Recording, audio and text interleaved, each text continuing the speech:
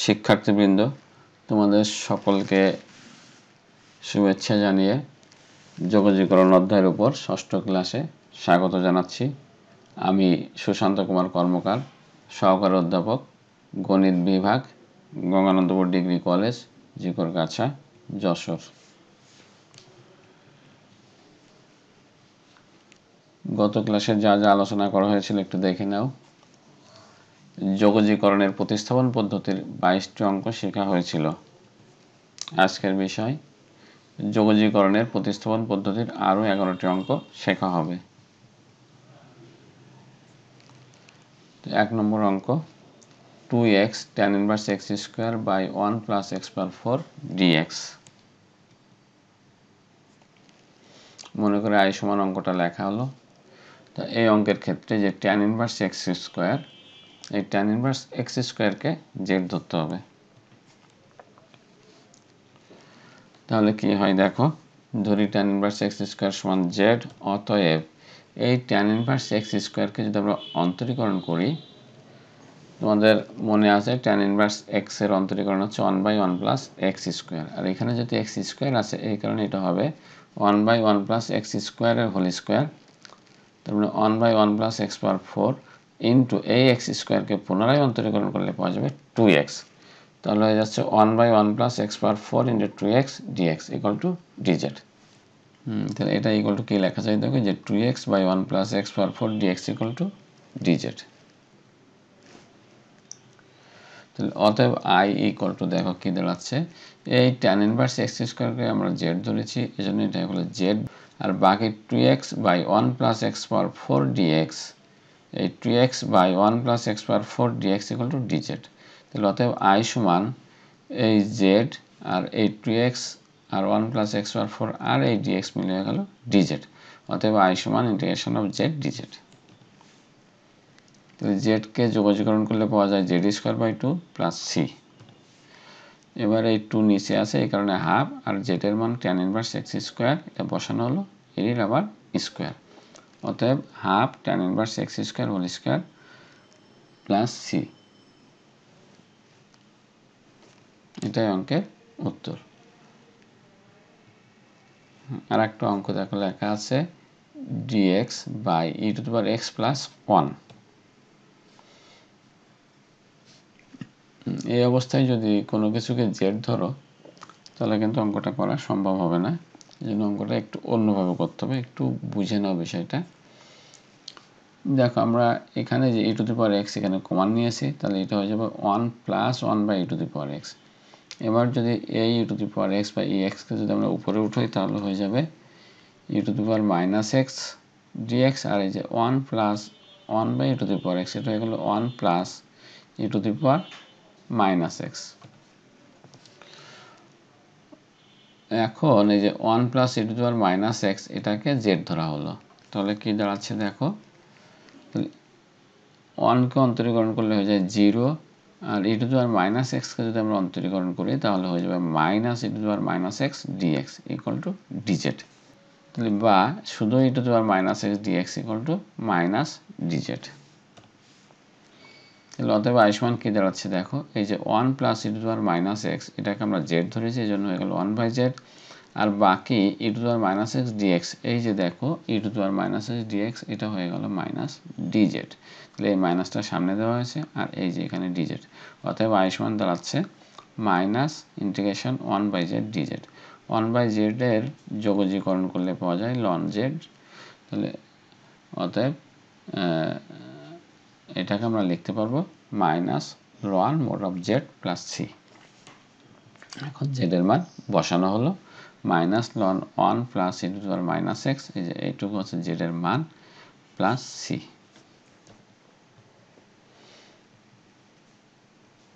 এবার আর একটা অঙ্ক e to the power x by 1 plus e to the power x dx। তো মনে করে i সমান অঙ্কটা লেখা হলো। এবার এটাকে লেখা যাবে e to the power x whole square, যে e to the power 2x ছিল এটাকে আমরা e to the power x whole square লিখতে পারি। এবার ধরি এই যে এই e to the power x আমরা z ধরলাম, তাহলে e to the power x dx equal to dz। অতএব i সমান, খেয়াল করে এটাকে আমরা z ধরেছি, জন্য নিচে হচ্ছে 1 বাই 1 প্লাস z স্কয়ার, আর এই ই টু দি পাওয়ার এক্স আর এই ডিএক্স মিলে হলো ডিজেড। এই যে e to the power x dx equal to dz. এখন 1/1 প্লাস এক্স স্কোয়ার ডিজেড এটা হয়ে যাবে ট্যান ইনভার্স জেড। এটা সূত্র 1/1 প্লাস জেড স্কোয়ার, এটাকে যোগজীকরণ করলে হয়ে যায় tan inverse z plus c. এখন এই জেড এর মান ই টু দি পাওয়ার এক্স এটা বসানো হলো, তাহলে উত্তরটা হলো tan inverse e to the power x plus c. আর একটা অঙ্ক dx by 1 plus x square tan inverse x. তো অঙ্কটা লেখা হলো, ধরি tan inverse x equal to z, অর্থাৎ এই অঙ্কের ক্ষেত্রে এই ট্যান ইনভার্স এক্সকে আমরা জেড ধরবো। তাহলে ধরি tan inverse x equal to z. তাহলে ট্যান ইনভার্স এক্সকে অন্তরীকরণ করলে পাওয়া যায় 1/1 plus x square dx equal to dz. অতএব আই সমান দেখো এই ট্যান ইনভার্স এক্সকে আমরা জেড ধরেছি, এই জন্য 1/z, আর এই যে ডিএক্স আর 1 divide by 1 plus x square, যে এটা 1/1 প্লাস এক্স স্কোয়ার ডিএক্স, অর্থাৎ এটা dx by 1 plus x square, এটা হয়ে যাচ্ছে ডিজেড। তাহলে 1/z ডিজেড এটা হয়ে যায় ln mod of z plus c সমান ln tan inverse x plus c. এবার আর একটা অঙ্ক dx by 1 plus x square into root over x tan inverse x plus 3। তো মনে করে আই সমান যে এই অঙ্কটা লেখা হলো, এই অঙ্কের ক্ষেত্রে এই পুরো অংশটুকু আমরা জেড ধরবো। তাহলে tan inverse x plus 3 equal to Z, এটা আমরা ধরলাম। তাহলে ট্যান ইনভার্স এক্সকে অন্তরীকরণ করলে পাওয়া যায় 1/1 প্লাস এক্স স্কোয়ার প্লাস 3। এই 3 হচ্ছে 0, এই জন্য বাম পাশের এটাকে অন্তরীকরণ করলে হয়ে যাবে 1/1 প্লাস এক্স স্কোয়ার সাথে ডিএক্স ইকুয়াল টু ডিজেড। অতএব আই সমান ইন্টিগ্রেশন 1/√, এটা হয়ে গেল জেড সাথে dz, integration z power minus half dz. তাহলে এটা হয়ে যাবে z power half by half plus c equal to 2√z plus c equal to 2 tan inverse x plus 3 plus যোগজীকরণ ধ্রুবক সি। এটাই অঙ্কের উত্তর। আর একটা অঙ্ক sine inverse x dx by √1 minus x square. তাহলে এই অঙ্কের ক্ষেত্রে এই সাইন ইনভার্স এক্সকে আমাদের জেড ধরতে হবে। তো সাইন ইনভার্স এক্স সমান জেড ধরা হলো, তাহলে 1/√1 minus x square dx equal to dz. অতএব আই সমান কি দাঁড়াচ্ছে দেখো, এই যে সাইন ইনভার্স এক্স এটাকে আমরা জেড ধরেছি, এর ফলে 1/√1 মাইনাস এক্স স্কোয়ার অর্থাৎ ইন্টু ডিএক্স, অর্থাৎ এই যে dx by √1 minus x square, এই অংশটুকু এই যে এটা হয়ে গেল ডিজেড। তাহলে আমাদের আই সমান দাঁড়াচ্ছে ইন্টিগ্রেশন জেড ডিজেড। জেডের ইন্টিগ্রেশন হচ্ছে জেড স্কোয়ার বাই 2 প্লাস যোগজীকরণ ধ্রুবক সি। তাহলে এই যে নিচে 2 আছে জন্য হাফ, এটা হচ্ছে sine inverse x whole square plus c. এটাই অঙ্কের উত্তর। আর একটা অঙ্ক sine inverse x whole square dx √1 minus x square. তাহলে এই সাইন ইনভার্স এক্সকে আবার আগের অঙ্কের মতো জেড ধরবো। এটা জেড ধরার ফলে দেখো দাঁড়াচ্ছে 1/√1 minus x square dx equal to dz. তাহলে এটা হয়ে গেল, দেখো এই সাইন ইনভার্স এক্স হয়ে যাচ্ছে জেড স্কোয়ার, আর বাকি যে dx by √1 minus x square, অর্থাৎ এই ডিএক্স এই যে 1/√1 মাইনাস এক্স স্কোয়ার, অর্থাৎ এই অংশটুকু মিলে হয়ে গেল ডিজেড। তাহলে এটা হয়ে যাচ্ছে z cube by 3 plus c. এটা অর্থাৎ এটাকে যদি যোগজীকরণ করে জেড স্কোয়ারকে, তাহলে যাবে জেড কিউব পাওয়ার 1 বেড়ে যায়, পাওয়ার যত হবে তত দিয়ে ভাগ plus c equal to 1/3 z এর মান sine inverse x whole cube, যেহেতু এখানে কিউ ছিল, প্লাস সি। এটা অঙ্কের উত্তর।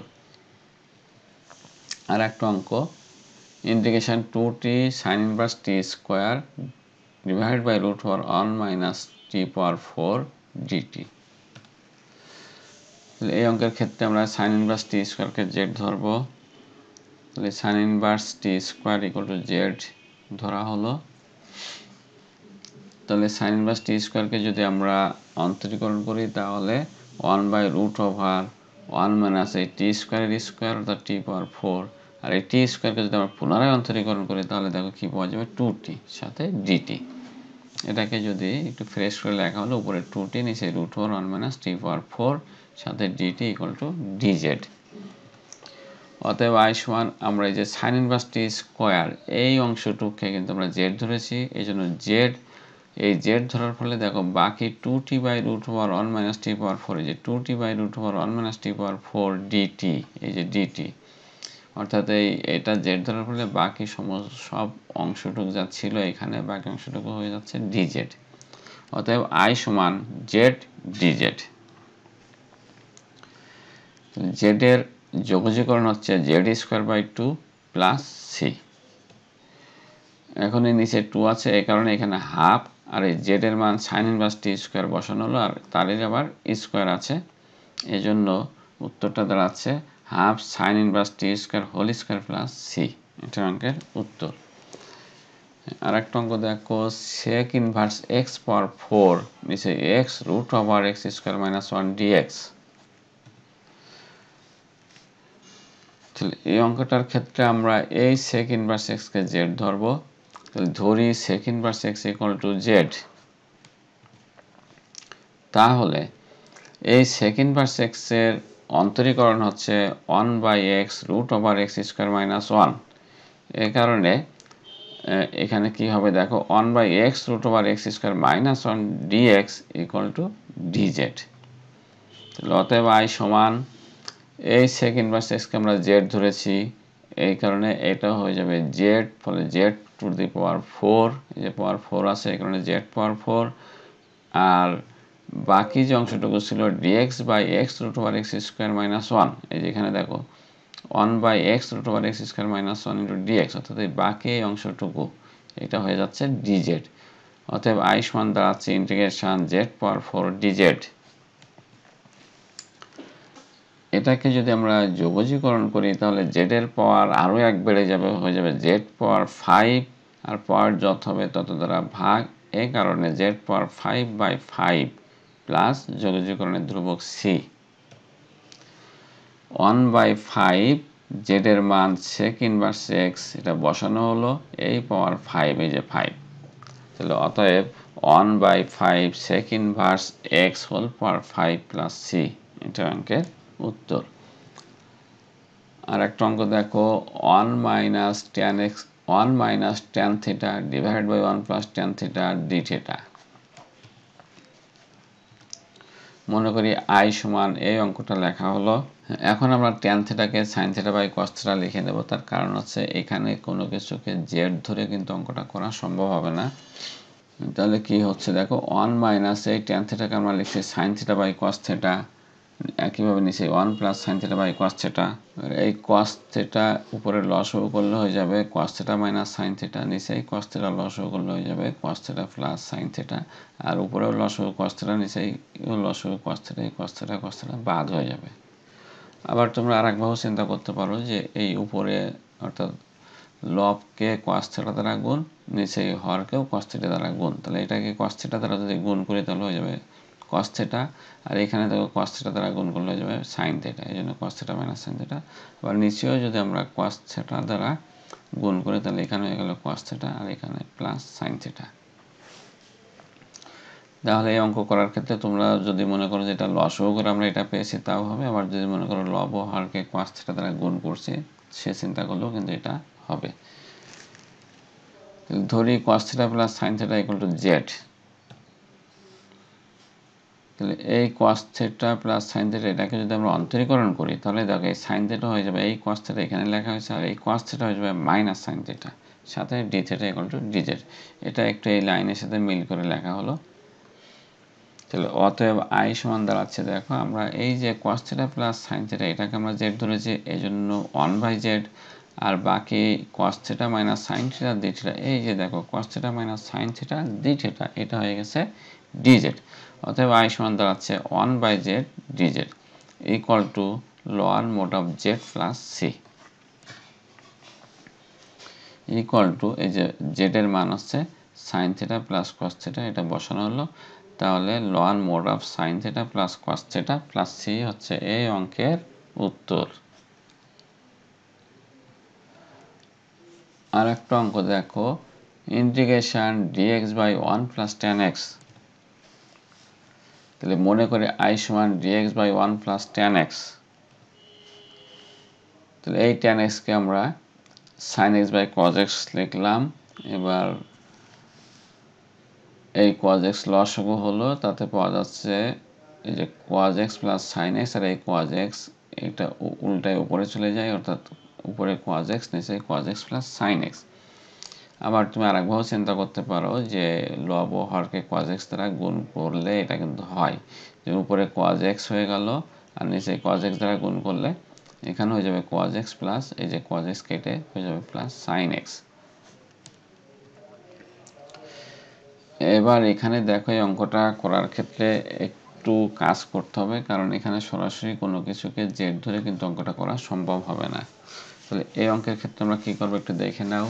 এই যে নিচে cos x plus sin x ছিল, এই যে cos x plus sin x, এখানে এই কারণে একটা cos x plus sin x এটা লিখে নেবা।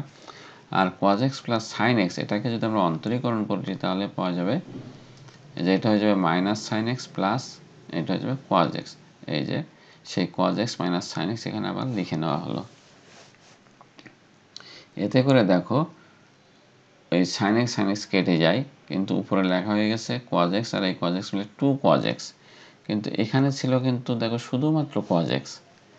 তাহলে উপরে একটা 2 বেশি হয়ে যাচ্ছে, এই যেখানে লেখার এই যে এটা লেখার ফলে sin x কেটে আমাদের হয়ে যাচ্ছে 2 cos x, কিন্তু শুধুমাত্র ছিল উপরে cos x। এই কারণে এই মান ঠিক রাখার জন্য নিচে একটা 2 দিয়ে ভাগ করা হলো। এবার এই 2 নিচে আছে, এই কারণে বাইরে হাফ, আর এই cos x plus sin x তার নিচে এই cos x plus sin x লেখা হলো, আবার এই cos x minus sin x তার নিচে এই cos x plus sin x লেখা হলো। তাহলে সমান ইন্টিগ্রেশন, এবার এটা হয়ে যাচ্ছে 1, আর এই যে cos x minus sin x by cos x plus sin x dx সমান হাফ। এই যে এটা আমরা একটু আলাদা করে দিলাম ইন্টিগ্রেশনটা, যে হাফ এই 1 আর এই dx, তাহলে হাফ dx 1 লেখার প্রয়োজন হয় না, প্লাস আবার হাফ ইন্টিগ্রেশন যে cos x minus sin x by cos x plus sin x। এখন এই অংশটুকুর ক্ষেত্রে আমরা এই যে এইটুকু যোগজীকরণ করার জন্য আমরা এই যে নিচে sin x plus cos x কে z ধরছি। তাহলে এটাকে অন্তরীকরণ করলে হয়ে যাবে cos x minus sin x সাথে dx ইকুয়াল টু dz। তাহলে এটা হয়ে যাচ্ছে দেখো হাফ, এটা হয়ে গেল x, আর এটা হাফ ইন্টিগ্রেশন এই যে নিচে এটাকে z ধরা হয়েছে sin x plus cos x, এই জন্য z নিচেই, আর বাকি cos x minus sin x dx মিলে হয়ে গেছে dz। তাহলে এটা হচ্ছে ইন্টিগ্রেশন 1/z dz। আর এটাকে ইন্টিগ্রেশন করে কিন্তু এখানে x লেখা হয়ে গেছে। তাহলে half x plus half ln এই যে 1/z, এই জন্য ln mod of z plus c।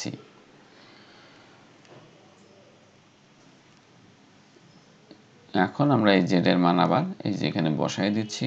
তাহলে হচ্ছে যে half x plus half loan mod of sin x plus cos x, অর্থাৎ এই z এর মান sin x plus cos x এটা বসানো হলো, প্লাস যোগজীকরণের ধ্রুবক c। এটা হচ্ছে অঙ্কের উত্তর। তাহলে পরবর্তী ক্লাসে যা পড়ানো হবে একটু দেখে নাও। পরবর্তী ক্লাসে যোগজীকরণের প্রতিস্থাপন পদ্ধতির আরও কিছু অঙ্ক শেখা হবে। সকলের মঙ্গল ও সুস্বাস্থ্য কামনা করে যোগজীকরণ অধ্যায়ের উপর ষষ্ঠ ক্লাস এখানেই শেষ করছি। সকলকে ধন্যবাদ।